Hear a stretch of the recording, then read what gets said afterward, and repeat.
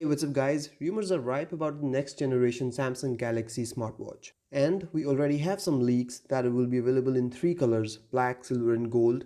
We'll also have a stainless steel variant and some model numbers. Now, these leaks could either be for Galaxy Watch 2 or Galaxy Watch Active 3. And since I've already covered the wishlist for Galaxy Watch 2, in this video I would like to discuss what I want to see in Galaxy Watch Active 3. So, let's get started. First things first, I would love to see a bigger screen size.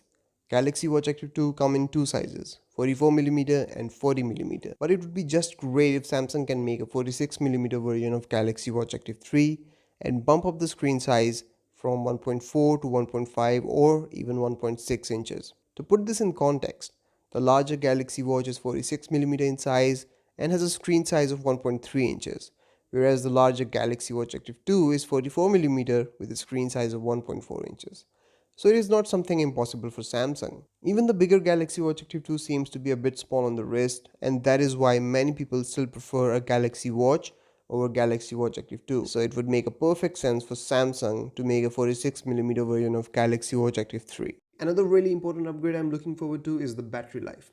Now you can still get a decent 3 days of battery life from Galaxy Watch Active 2, but as soon as you turn on the always on display, it plummets to just 1 day.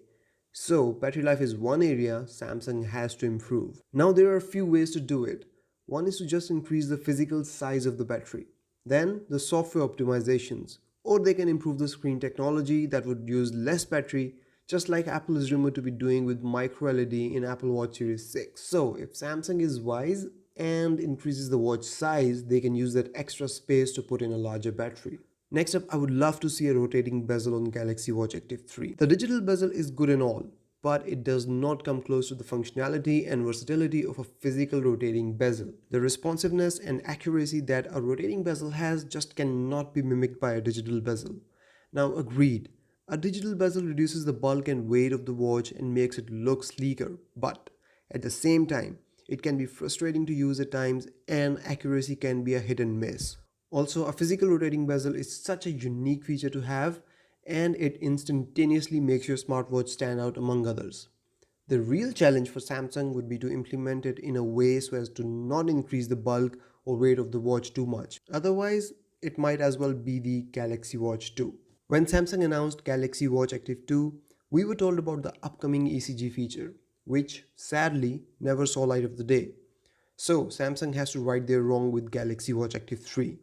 And not just ECG this time, we are also looking forward to the SpO2 sensor that can track the blood oxygen levels and alert if they fall too low. Galaxy Watch health features have always been extensive and one can track a ton of things with Galaxy Watch Health Suite. But it's time to match up to the competition. Companies like Apple, Withings and Fitbit are all either already offering these features or are working on them. And so it makes perfect sense for Samsung to stay on top of their game, considering they hold the second spot in the smartwatch market share. So this time, we want ECG right out of the gate working on Samsung Galaxy Watch Active 3. Moving on, it is about time that we see some improved security options on smartwatches as well. Even though a smartwatch is an extension of our phones, it still contains a lot of our personal information. And now that we can make payments via Samsung Pay, it is only natural to expect better security measures than just a pin lock. Maybe even a fingerprint scanner or perhaps an under-screen one.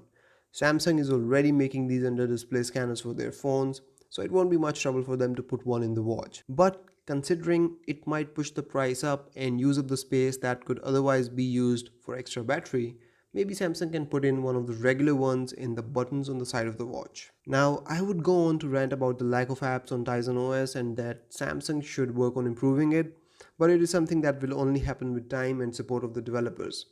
So that's about it from this video guys. Now it's your turn to let me know about what you are looking forward to the most in the next version of Galaxy Watch Active 3. Comment below guys and don't forget to like this video and subscribe to the channel. Also hit that bell icon while you're at it. Thank you for watching this video. See you in the next one. Take care. Bye bye.